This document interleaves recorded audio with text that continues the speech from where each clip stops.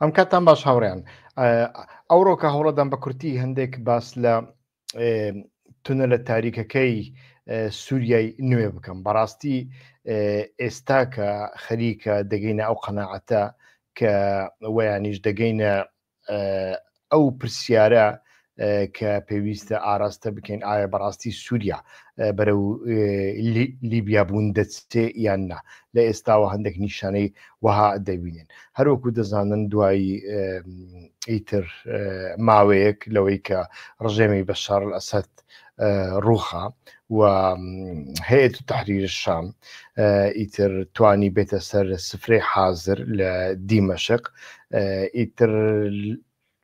هەتاوەکو ئێستا کێشەیەکی زۆر زۆر گەورە کە لە بەردەمی مابێ جگە لە ڕازیکردنی خۆر ئاوا، جگە لە پەیداکردنی پارە و جگە لەوەی کە زۆربەی زۆری ئەوانەی ئێستا حکوومەتی دیمەشق بەڕێوە دەبن هەر هەمویان لە لیستی تێرۆردان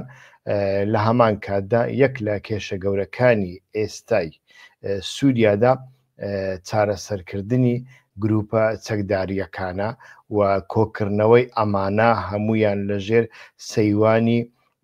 وەزارەتی بەرگری سووریایە. ئیتر ئێمە بینیمان کە لە ماوەی ڕابردوودا ئیتر ئەبوو محەممەد ئەلجۆلانی ناوە نوێیەکی ئەحمەد ئەل-شەرع هەرسا بە تعینکردنی حەسەڵ ئەبوو قەسرە وەک وەزیری بەرگری وڵاتەکەی، بەڵام هەتاوەکو ئێستاش تەماشا دەکەین ئیتر بمانەوێ نەمانەوێ 4-5 جۆرە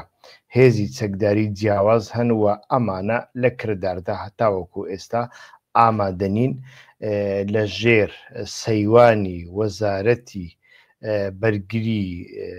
ئەحمەد ئەل-شەرعدا کۆبوونەوە. ئەمانە چێن هەروەکو دەزانن هەیەت تەحریر الشام ئیتر سوپای خۆی هەیە و ئەو وەزیرە واتە ئەبوو قەسرە ئیتر وەزیری هەیەت تەحریر الشامە. ئەمە سوپایەکە ژمارەیان بۆ 15,000 کەس، هەندێک کەس ئەڵێن 17,000 کەسن، بەڵام لەمە زیاتر نابێ و هێزەکانی سووریای دیموکراتیک هەیە باس لەوە دەکرێت، نازانین تا چەند سەدی سەد ڕاستە، بەڵام باس لەوە دەکرێت کە ژمارەیان نزیکی 100,000 کەسە بێگومان گەورەترین سوپا دەبێ ئەگەر وابێ. لە هەمان کاتدا ئێمە تەماشا دەکەین ئەو سوپایەمان هەیە دورزیەکان ئەوانەی سوێدا و ئەمانە لەبەر ئەوەی دراوسەی ئیسرائیلن و پێشتریش جەبهەت النوسرە یەک لە کۆمەڵکوژیە یەکەمینەکانی لە سووریا کە کردی لەسەر دورزیەکان بوو و ئیتر ئەمانەش سوپایەکی خۆیان پێکهێناوە ڕنگ بێ ژمارەیان کەم بێت چونکە سوێدا ناوچەیەکی بچووکە، بەڵام بمانەوێ نەمانەوێ ئەمانە لەناو ئیتیفاقێکی استراتیژیدان لەگەڵ ئیسرائیلدا و ئەوە ئەمانە بە ئاشکراڵن هەتاوەکو دەستوری بنچینەی نەنووسرێتەوە، هەتاوەکو حکوومەتێک پێکنێ کە ڕەزامەندی هەموو لایەنەکانی لەسەر بێ ئەمانیش ئاڵێن ئێمە چەکدانن هەروەکو هێزەکانی سووریایی دیموکراتیک. لە هەمان کاتدا ئیتر SMO-مان هەیە و ئەگەر ناوەکەی تەرجمەی کوردی بکەین سوپای نیشتیمانی تورکیا، ئەمانە ڕاستەوخۆ لە ژێر دەستی میتی تورکیادان پەروەردەی دەوڵەتی تورکیان و ئەمانە زۆر بەیان وەکو لیوای حەمزە و لیوای سولەیمان شاو ئەمان لە ناوەکانیاندا دیارە کە ناوی عوسمانیان هەڵبژاردەوە ئەمانە سەرکردەکانیان زیاتر تورکمەنەکانی سووریان و ئەمانە ماوەیەکی درێژە لە تورکیا دەژیان و هەندێکیان لەوێ خوێندویانە لەوێ پەروەردەکراون و ئیتر سوودیان لەو کێکەی تاڵانچێتی و قاچاغ و ئەمانە وەرگرتووە، بەڵام لەگەڵ ئەمانەشدا ژمارەیەکی زۆر خەڵکی بیانیشانە، خەڵکی بیانیانی خەڵکی غەیرە سووری لەگەڵ ئەمانەدانە، بەڵام لە هەمویان گرنگتر و ئەوەی هەری نوێیە ئیتر ڕنگ بێ زۆر کەس ئەوە نەزانن، ئەمیش هێزی دەرعایە هێزی دەرعامان هەیە هێزی دەرعا بە سەرۆکایەتی ئەحمەد ئەلعەودە ئەحمەد ئەلعەودە ئەویش یەک لە جیهادیەکان بوو کاتی خۆیدا لە بەرامبەر سووریا سەری هەڵدا بەڵام دوای ماوەیەک بە تایبەتیش دوای گرتنەوەی حەلب لەلایەن ئێران و رووسیا و سووریا و حیزب اللهوە ئیتر ئەو کاتە دوای ئەوە استخباراتی رووسیا لەگەڵ ئەحمەد ئەلدەوعە ئیتیفاقێکی کرد کە ئەمانە لە ناوچەی دەرعادارە بمێننەوە و نەکەونە ناو شەڕێکی زۆر زۆر دژوار لەگەڵ سووریادا و سووریاش زۆر زۆر مداخلەی کاری ئەوان نەکە و ئەمانە ئەمڕۆکە تەماشا دەکەین لەو یەک دوو ڕۆژەدا لە ناو شەڕێکی ڕاگەیاندنی زۆر زۆر توندان کە هەتاوەکو ئێستا ئەحمەد ئەلشەرع وەیانیش وەزیرەکەی بەرگری ئیتر حەسەڵ ئەبوو قەسرە هەتاوەکو ئێستا ئەو خیتابەتەی لە بەرامبەر ئەوان بەکاری دێنێ لە بەرامبەر لایەنەکانی دیکە بەکاری نەهێناوە لە بەرامبەر لایەنەکانی دیکە بێگومان خیتابێکی نەرمیان هەیە ئەو خیتابە نەرم ڕەویە ڕاستە شتێکی مەبدەئی نییە بەڵکو پەیوەندی بە هێزەوە هەیە چونکە لە ئێستاوە سوپای هەیەت و تەحریر شام ناتوانێت لەگەڵ ئەمانە شەڕ بکەوە ئەگەر لەگەڵ هەر ئەمانە شەڕ بکات دەکەوێتە ناو کێشە و ئەحمەد ئەلعەودە هەتاوەکو ئێستاش بانگەشە دەکرێت کە هەتاوەکو ئێستاش یەک لە متتەفیقەکانی دەوڵەتی رووسایە لەناو سووریادا کە لە چاپەمەنیەکاندا زۆر کەم باسی لێوە دەکرێت هەروەکو باسمان کرد بە سەرپەرشتیاری استخباراتی رووسیا ئیتر ئەمانە ڕێکخران و ناوچەی دارا لە بۆ ئەوانە بەجێ هێڵدرا بێگومان گروپێکن لە ناوە خۆیاندا زۆر بێ دیسپلینن زۆر ناڕێکخراون و زۆر پشت بە قاچاق و تاڵان و بازرگانی نایەسایی لەو ناوچەیەدا دەبەستن ناوچەی دارا یەک لە ناوچە هەرە مەترسیدارەکانی سووریایە بێگومان لە بواری قاچاق لە بواری ڕفاندنی خەڵک زۆر شتی بەو شێوەیە یعنی تەنانەت ئەمانە پێشتر توانیویانە ئەفسەری لوبنانی بڕەفێنن و بیبەنە ئەو ناوچەیە لە بەرامبەر پارەدا ئازادی بکەن ئیتر ئەم جۆرە کارانەیان زۆر کردووە لە بۆ هەندێک ئێستا کە ئەمانە لەو ناوچەیەدا یەک لە کێشە سەرەکیەکانن لە بۆ ئەحمەد ئەلشەرع هەروەکو دەزانن ئەحمەد ئەلشەرع لەو ماوەیەدا ئیتر دیدارێکی لەگەڵ بەرپرسیاری ڕۆژهەڵاتی ناوەڕاستی رووسیا ئەنجامدا و بەرپرسیاری ڕۆژهەڵاتی ناوەڕاستی رووسیا لە لێدوانەکانیدا لە حوتوی ڕابردوودا ڕایگەیان کە دیدارێکی زۆر بە زەحمەت زۆر سەختیان بەڕێ کردووە یعنی ئەمە مانای ئەوەیە هەتاوەکو ئێستا حکوومەتی نوێی سووریا لە ناوکەوانەدا هەتاوەکو ئێستا نەیتوانیوە گەڕانتیەشی ڕێک و پێک و باوەڕ پێکرا و بداتە رووسیا بۆ ئەوەی بنکەی حەمیمیە و تارتوس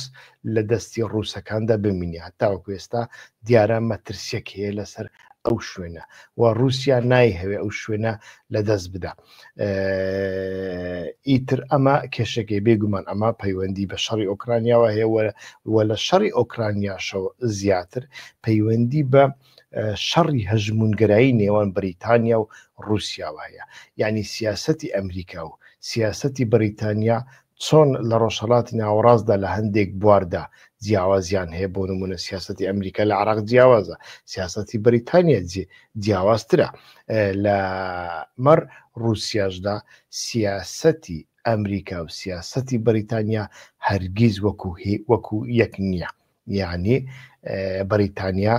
رووسیا زیاتر وەکو کێشەیەک دەبینێ ئەمریکا رووسیا بە تەنیا وەکو کێشەیەک دەبینێ بۆ ئەوەی نەپەڕێتەوە ناو ئاوە گەرمەکانی ڕۆژهەڵاتی ناوەڕاستدا بەڵام بەریتانیا زیاتر بەرەو پێشەوە دەچێت دەیەوێ رووسیا تەنگاو بکە بۆ ئەوەی هەژمونی خۆی لە ناوچەی ئاسیا و قەفقاسیا بەهێزتر بکە لەو بارەیەدا جیاوازیەکی زۆر گەورە هەیە بۆیە ئەگەر رووسیا بیهەوێ ئەو بنکە و بارەگایانەی لە سووریا ئێستا بمێنەوە ئەوە بەبێ ڕەزامەندی بەریتانیا کارێکی زۆر زەحمەت دەبێ و ئەحمەد ئەل-شەرعیش کە پەروەردەکراوی ئیستیخباراتی بەریتانیایە و ئیستیخباراتی بەریتانیا هەم دیزانی هەیەت و تەحریری شامی کردووە پێشتر لە جەبهەت النوسراوە گۆڕەویەتی بۆ هەیەت دەستەی تەحریری شام بێگومان کاریگەریەکی زۆر گەورەی هەیە تەنانەت ئەو پەیوەندیانەی تورکیا و نێوان تورکیا و جەبهەت النوسرا و دەستەی تەحریری شام بێگومان من پێشتر لە چەندین بەرنامەدا باسم کردووە لە ساڵی 2017 هەتا وەکو ئێستا لە ڕێگەی بەریتانیاوە ئەنجام دەدرێن ڕاستە بەکردداری تورکیا دەیکا بەڵام لەوەدا بەریتانیای لە پشتە ئیتر ئەمە ینی ئەو شەڕی ئێستاکە لە نێوان لە ڕاستیدا شەڕەکە لە نێوان ئەحمەد الشەرع و ئەحمەد ئەل-عەودەیە بەڵام لەبەرەوەی ئەحمەد الشەرع کەسێکی پراگماتیستە و نایهەیە بەخۆی بکەوێتە ناو شەڕ و دەمەقاڵێ لەگەڵ ئەمانەدا دیارە ئیتر وەزیرەکەی بەرگری حەسەل ئەبوو قەسرە بەکاردێنی کە لەو ماوەیەدا ئیتر لێدوانی توندیان لە بەرامبەر یەکتریدان و ئێستاکە تەماشا دەکەین مێدیاکانی سەر بە دەستەی تەحریری شام ئەحمەد ئەل-عەودە بەوە تاوانبار دەکەن کە کاتێک دیمەشق کەوت ئیتر ئەمانە هەڵسان بانقی ناوەندیان تاڵان کرد و هەموو پارەکەیان برد بێگومان ئەمە ڕاستە یای نازانین پارەکە ئەمانە بردویانەیان نە بەڵگەیەکمانە دەستدانە بەڵام ئەمە ڕاستە کاتی دیمەشق کەوت خۆی بەر لە هەموو کەسێک هەیەت و تەحریری شام نەکەوتە ناو دیمەشق بەڵکو هەیەت و تەحریری شام هێشتا لە حومس بوو نەگەیشت بۆ حەماش بە تەواوەتی ئیتر یعنی سوپای ئەحمەد ئەل-عەودە واتە هێزەکانی دەرعا و لەلایەکی دیکە دورزیەکان واتە هێزەکانی سوێیدا ئەمانە چونە ناو دیمەشق ئەمانە بە مانتۆڕ و تراکتۆر و ئەمانە یەکەمین جار چونە ناو دیمەشق بەڵام دوای ئەوە زانیان کە هێزەکەیان بەشی ئەمە ناکە دیمەشق بپارێزن لە هەیەت و تەحریری شام بۆیە پاشەکشیان کرد ئیتر ئەمانە بەو شێوێ ئەمانە تاوانبار دەکەن تەنانەت ئیتر شەوی ڕابردوو هەواڵێکمان بیست کە ئیتر هەواڵەکە زیاتر میتی تورکیا بڵاوی کردوتەوە ئەمە نازانین تاوەکو ئێستا ڕاستیەکەی چەندە تەید نەکراوە بێگومان بەڵام باس لەوە دەکرێتن کە ئێرانیەکان هەوڵیان داوە لە نەجەف پیلانێکیان ساز کردووە بۆ ئەنجامدانی کودەتایەک لەسەر ئەحمەد ئەل-شەرع تەنانەت کوشتنی ئەحمەد ئەل-شەرع میتی تورکیا پەیزانیوە و ئەمەی پوچەڵ کردوێتەوە جا ڕەنگ بێ ئەمە ڕاستێک بێ و ڕەنگ بێ ئەمە زێدەڕۆیەک بێ و ڕەنگ بێ ئەمە ئیتر تەنانەت پامێکیش بێ ویانیش پیلان بێ پیلانی رووسیا و ئێران بێ لە بۆ ئەوەی بتوانن ئەم کارە بکەن لە هەمان کاتدا ئەمە دەبێ هەڕەشە و ئاگدارکردنەوەی تیژ بێ بۆ ئەحمەد ئەل-شەرع کە ئەگەر بێت و ڕێگانەدەی ئەو پێگانەی کە رووسیا هەیبوو پێشتر لە سووریادا بمێنن ئەمە لێرەدا تووشی کێشە دەبێت ئەمانە بابەت گەلێکی زۆر گرنگە لە هەمان کاتدا ئیتر هێزێکی دیکەشمان هەیە بەڕاستی لەوانەیە ژمارەی زۆر کەم بێ 2000 هەتاوەکو 3000 کەس بن کە ئەمانەش پێیان دەگوترێ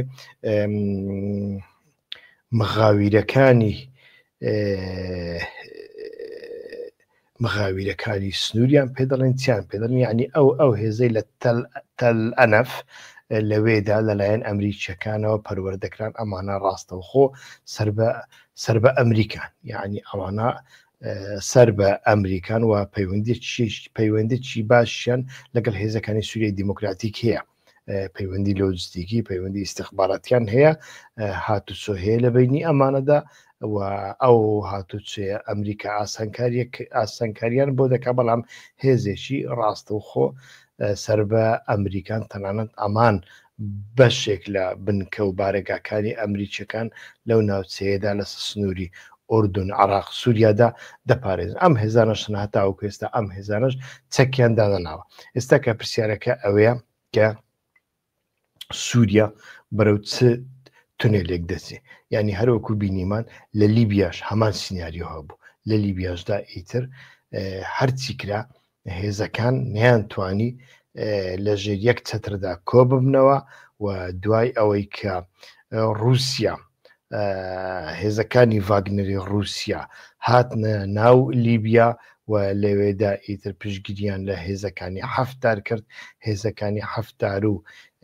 هێزەکانی ئیخوان موسلیمین لە بنغازیدا لە تەرابلوسدا ئیتر نەیانتوانی یەک بگرن ڕۆبەڕوو یەکتری بوونەوە هەتاوەکو ئێستاش لیبیا ئیتر ئەتوانین بڵین بە تەواوەتی دوو بەشە هێزی ملیس زۆرن بەڵام دوو بەشی تەواوە کە بەشێکیان ئیخوان الموسلیمین پایتەخت کۆنتڕۆڵ دەکەن ئەمەی دیکەشیان زیاتر لە ژێر دەستی حەفتەردایە کە مسر و رووسیا لە پشتیەوەن بێگومان پەیوەندیان لەگەڵ وڵاتانی ئەوروپا و تەنانەت لەگەڵ ئەمریکا هەندێک جۆرە دیالۆکیان هەیە بەڵام هێزەکانی ڤاگنەر هەتاوەکو ئێستاش لەوێ وجودیان هەیە و زیاتر مسر پشگیریان لێوە دەکا یعنی ئەمانە بابەتگەلێکن زۆر گرنگن لە هەمان کاتدا ئیتر تەماشامان کرد ئێستاکە ئەحمەد ئەلشەرع تەماشا دەکەین پێشتر باسمان کردبوو لە پەخشەکانی پێشوودا کە ئیتر جیهادیەکی زۆر تعین دەکا کاری گەوریان پێ ئەدا بەڵام لە ئێستاوە ئیتر تەماشا دەکەین ڕنگ بێ بەو شێوەیە نەبێ بۆ نمونە ڕۆژنامە نووسێک هەیە کە من زۆر متمانە بە هەواڵەکانی دەکەم لە ڕۆژنامەی ئەلنەهار دەنووسێ بە ناوی عەبدولعەلی ئیتر لە ژمارەی دوێنەی ڕۆژنامەی ئەلنەهاردا باسی لەوە کردووە ڕاستە ئەحمەد ئەلشەرع زۆربەی زۆری ئەو جیهادیانەی کە هەم نزیکی تورکیان و هەم پەیوەندیەکیان لەگەڵ دەستەی تەحریری شام هەیە ئەمە وەکو ئەبوو حەمشە و ئەمانە کاری پێداون بەڵام کارە سەرەکیەکە بەمانە نادا کارە سەرەکیەکەی بە ئەوە داوە بە بیانیەکان داوە بۆ بە بیانیەکانی دەدا لەبەر ئەوەی ئەو بیانیانە پێویستیان بە ئەحمەد ئەلشەرع هەیە کاتێک ئەحمەد ئەلشەرع بکەوێ ئەو بیانیانە ناچارن سووریا بەجێ بێڵن هیچ ڕێگایەکی دیکەیان لە بۆ نامینێتەوە و ئەمانە ئەگەری هەڵگەڕانەوە و کودەتاکردنیان لەگەڵ ئەحمەد ئەلشەرع زۆر کەمە و ئەمانە پەیوەندیان لە هەمویان خراپترە لەگەڵ ئێران و لەگەڵ رووسیا لەگەڵ عێراق کە ئیحتیمال هەیە جۆرە کودەتایەک بکەن لە ئایندەدا ئەگەر کارەکانیان بەباشی بەڕێوە نەچێ لە بۆ هەندێ ئێستاکە تەماشا دەکەین لە ڕاستیدا لیوای حرەس جمهوری لیوای گاردی کۆماری کە تازە دروستکراوە تەماشا دەکەین بێگومان وایە ئەو شتانەی کە عەبدولعەلی لە ڕۆژنامەی ئەلنەهاردا باسی دەکا دیزاینەکەیان دیزاینی بڕگە سەرەکیەکانی سوپا بە تایبەتیش گاردی کۆماری لە سەردەمی ئەسەدیشدا جگە لەوەی قەسری ئەسەدی دەپاراست ماڵەکانی ئەسەد و بارەگاکان و فڕۆکەخانەکانی دەپاراستن لە هەمان کادا تەقریبەن بڕیار بەدەست بوو لە هەموو دیمەشقیشدا لە دەوروبەری دیمەشقدا گاردی کۆماری ئەم کارانەی دەکرد ئێستاکەش ئەحمەد ئەلشەرع ئەو کارەی بە بیانیەکان داوە و ئەمانە گروپی تانکیان هەیە گروپی هەلیکۆپتەریان هەیە تەنانەت گروپی سوپای دەریاشیان هەیە ئیتر ئەمانە ئیتر لە ئایندەدا ئەبنە کاربەدەستی زۆر زۆر گەورە مەسەر یەک لەوانە ئێستاکە کە سەرپەرشتیاری گاردی کۆماریە ئەحمەد شەرع عومەر محەممەد چفتچیە لە ناوەکەی دیارە کە کەسێکی تورکە ئەمە یەک لە بەرپرسیارە گەورەکانی جەبهەت نوسرا بوو پێشتر و ئەمە بەردەوام نێوبژیوان بوو لە نێوان جەبهەت نوسرا و میتی تورکیادا و ئێستاکە دیزایانی کارەکە بەویست پێدراوە واتە ئەو سەرۆکی گاردی کۆماری سووریایە و ئەمەش شتێکی نوێمان نیشان ئەدا لە سووریادا کە لە ئیتر چونکە نیشتە نوێیەکە چیە ئەحمەد ئەلشەرع دەڵێ ئەم هێزە بیانیانە ئەبێ ناسنامەی سووریان پێ بدرێ ئەمانە فیداکاریان کردووە ئەمانە کاری باشیان کردووە ئەمانە یارمەتی ئێمەیان داوە بۆ ئەوەی ڕژێمی سووریا بڕوخێ و گوایە شۆڕشەکە سەر بکەوێت لە بۆ هەندێک ئەمانە دەبێ پاداشت بکرێن پاداشتەکەش ئەوەیە ئەمانە ببن بە هاوڵاتی سووریا یعنی پاسەپۆرتی سووریان پێ بدرێ باش ئەمە یەک لە کێشە هەرە گەورەکانە لە بۆ خۆر ئاوە کەواتە ئەندامانی جەبهەت نوسرا ئۆغوڕیەکان و ئۆزبەکیەکان و ئەفغانیەکان و پاکستانیەکان و هەموو ئەمانەی دیکە کە لەناو جەبهەت نوسرادا بوون واتە لەناو ئەڵقاعیدە بوون واتە ئەوانەی لە عێراقدا خەڵکی ئەمریکیان کوشتووە ئەمانەی لە لوبناندا هەندێک چالاکیان کردوونە و ئەمانەی پۆتەنسیەلی ئەم جۆرە کارانیان تێدا هەیە لە ئایندەدا پاسەپۆرت هەڵدەگرن پاسەپۆرتی سووری و ڕەنگ بێ بۆ پاسەپۆرتە بتوانن سەردانی دەرەوە بکەن کەواتە لێرەدا وەکو ئەفغانستان ئیتر پاسەپۆرتی سووری هیچ ڕۆڵێکی نامینێ لە بۆ هیچ کەس تەنانەت نەک لە بۆ ئەوانە چونکە ئەگەر حکوومەت ئەو کاری کرد لایەنەکانی دیکەش بەڕاستی لە ئایندەدا زەحمەتە پاسەپۆرتیان پێ بدرێ مەسەن کەسێکی وەکو ئیلهام ئەحمەدیش ئەگەر ئەمریکیەکان بە خۆیان سواری هەلیکۆپتەری نەکەن و نەیبەنە دەرەوە چۆن ئەتوانێت ئەو کارە بکەم یعنی کەس خەڵکێکی زۆر هەیە پاسەپۆرتیان نییە لەناو هێزەکانی سووریای دیموکراتیک لەوانە مەزلوم عەبدیە بۆ نمونە ئەمانە چۆن دەکرێت ئەمانە هەموو کێشەی زۆر زۆر گەورنەوە ئەمانە هەمویان دەبنە کێشەیەکی زۆر زۆر گەورە لە بۆ کاری دیپلۆماسی و ئەمانە دوا پێش هات کە پێویستە باسی بکەین مەسەلەی تورکیایە یعنی تورکیا هەمومان دەزانین لەو قەناعەتە دەین کە تورکیا بە ئاسانی دانانیش تورکیایی تر هەموو کارێکەکە لە سەردەمی ترامپدا هەرچی لە دەستی بێ بۆ ئەوەی ترامپ ڕازی بکە لە دوایین حەملەدا ئیتر حوتوی ڕابردوو بوو بێگومان هاکەن فیدەن لێدوانێکیدا کە ئەوان لەگەڵ ئۆردن و لەگەڵ عێراقدا و لەگەڵ حکوومەتی نوێی دیمەشقدا کۆبوونەوەیەکی چارقۆڵی ساز دەکەن بۆ ڕووبەڕووبوونەوەی داعش لەمە دووە ئەوان کاری ڕووبەڕووبوونەوەی داعش دەگرنە دەست ینی مانای چییە ئەمریکا ئەی دۆناڵد ترامپ زۆرت پێخۆشە لە سووریا بچێ دەرەوە فەرمو بڕۆ دەرەوە ئێمە گەڕانتیت پێدەین کە هیچ شتێک بە ناوی داعش نامینێ ئێمە ئەو کارە دەگرینە ئەستۆ بەتەنیا ئەتۆ بڕۆ دەرەوە و جیراوانی کامپی هۆڵ تەسلیمی ئێمە بکە ئێمە لەگەڵ ئۆردن و لەگەڵ عێراقیانی ئەوانە چارەسەر دەکەین و بەو شێوەیە بتوانیتن ئێزن هێزەکانی سووریای دیموکراتیک کە ئەمریکای لە پشتە هەمومان دەزانیوە ئەمریکاش نەبێ هێزەکانی سووریای دیموکراتیک بەڕاستی ناتوانێت ڕۆبڕۆی تورکیا بێتەوە و ئەمە یەک لە تەحەدیە گەورەکانە بێگومان عێراق هەتاوەکو ئێستا بە تەواوەتی گلۆپی سووری بۆ پێ نەکردووە بەڵام ئۆردن دوێنێ وەڵامی دایەوە کە ئەوان ئامادەن لە بۆ ئەو کۆبوونەوەیە و ئۆردن وڵاتێکی ئیستەخباراتی زۆر زۆر مەترسیدارە لە ناوچەکەدا هەموو گەمە ئیستەخباراتیەکان لەو ڕێگایەوە بڕێوە دەچن و ئەمە لە ڕۆژانی پێشدا بێگومان زیاتر ڕوون دەبێتەوە کە ئەگەر هاتوو ئۆجەلان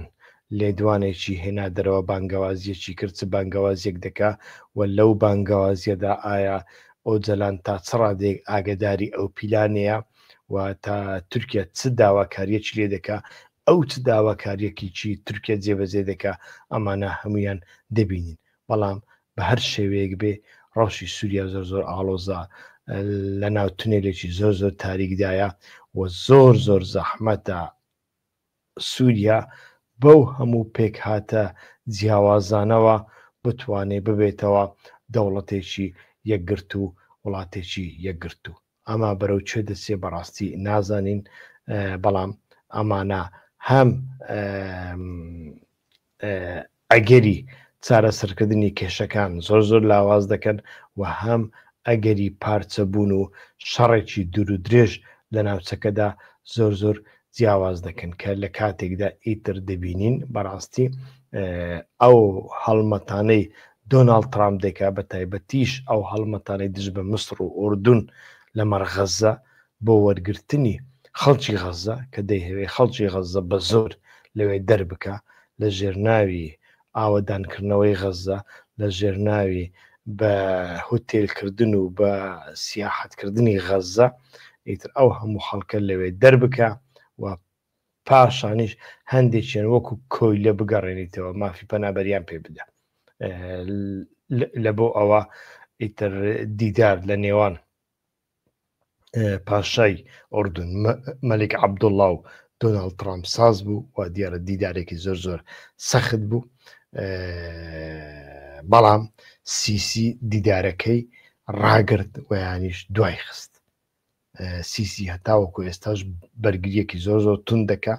لەوەی کە بە هیچ شێوەیەک ئەو پیلانەی ئیسرائیل و ئەمریکا قبول نەکا بۆ چۆڵکردنی غەزە چونکە هەمومان دەزانین 2 میلیۆن فەڵەستینی خۆی لە خۆیدا لە مسر هەیە ئۆردون هەر هیچ ئۆردون ئەستا هەشتای فەڵەستینیە خەڵکی ئۆردونی لە ئۆردون نییە ئیتر بەڵام مسر بەتەنیا 2 میلیۆنە و مسر کێشەیەکی زۆر زۆر گەورەی لەگەڵ ئیخوان موسلیمین هەیە لەناو ئەو خەڵکەدا بێگومان ئەو خەڵکەی غەزە کە نزیکی 2 میلیۆن کەسە ڕنگ بێ خەڵکێکی ئیخوان موسلیمینی بەدڵنیاییەوە تێدایە و ئەمانە هەڕەشان جگە لە هەڕەشە ئابوووریەکە و لە هەمان کاتدا ئەمانە کاتێک دەستنە مسر ڕنگ بێ لە مسردا لە ئایندەدا خۆیان کۆبکەنەوە چەک و تەقەمەنی پەیدا بکەن و جارێکی تر لە ناو مسر ئەمجارە پەلاماری ئیسرائیلدان بۆ ئەوەی ئیسرائیل ئەمجارە لە پەلاماری مسر بدە و کێشە سەرەکیەکەی عەبدولفەتاح سیسی لەوەدایە عەبدولفەتاح سیسی بێگومان تاوەکو ئێستا هەروەکو باسم کرد بەرگریەکی زۆر زۆر تون دەکا و ئەمە تەماشا دەکەین ئەو گوشارە کە لە هەمان کاتدا نەک لەسەر بەتەنیا لەسەر ئۆردون و لەسەر مسر هەیە لەسەر سعودیەشەوە هەیە کە ئیتر محەممەد بن سەلمان لێدوانیدا بە تەواوەتی ئەمە ڕەت دەکاتەوە تەکەس لەسەر چارەسەری دوو دەوڵەت دەکات بێگومان ئەو چارەسەریە دوو دەوڵەتە دەبێت دەوڵەتێکی چۆن بێ ئەمەشیان جێگای پرسیارە بەڵام وا دیارە نەتەنیاهو ئەوەش قبول ناکە ئیتر لەو کاتەدا بەڕاستی چی دەبێ دیار نییە ئایا ئەمانە بەڕاستی زەمینە خۆش ناکەن جارێکی تر ئیتیفاقێکی گەورەتر لەگەڵ رووسیا و لەگەڵ چین بکەن لە بەرامبەر ئەمریکا ئەمەشیان بەڕاستی جێگای پرسیارە ڕنگ بێ ئەو هەڵمەتانەی دۆناڵد ترامپ و بنیامین نەتەنیاهو لە دواییدا بە تەواوەتی سری هەژمونگەری ئەمریکا لە ناوچەکەدا بخوا و ئەگەر بێت و ئەو جم و جۆڵانەی ئێستا کە لە سووریا هەنا بە تایبەتیش ئەو هێزەی کە لە دەڕع هەیە هەروەکوتم هێزێکی بەڕاستی پەیوەندیشی نزیکی لەگەڵ ئیستیخباراتی ڕووسەوە هەیە و ئەمانە ئەگەر هەمویان کۆبکەینەوە هێزەکانی رووسیا کە لە لیبیاشدا هەن و ئەمانە ڕنگ بێ بەڕاستی لە ئایندەدا تەحەدای نوێ لە ناوچەکەدا ساز بکەن و ناوچەکە بەرەو گۆڕانکاریەکی چاوەڕوان نەکرا و نەدیتراو بباتن بەو شێوە دەینە کۆتایی بەرنامەی ئەم جارەماندا سوپاستان دەکەم کە تاوەکو ئێستا لەگەڵماندا بوون تکایە هەوڵ بدەن پشتگیری لە کەناڵەکەمان بکەن بە لایک و کۆمنت و پرسیارەکانتان و هەوڵ بدەن ڤیدیۆکانمان لە بۆ دۆست و هاوڕێیانتان بنێرن کاتێکی خۆش.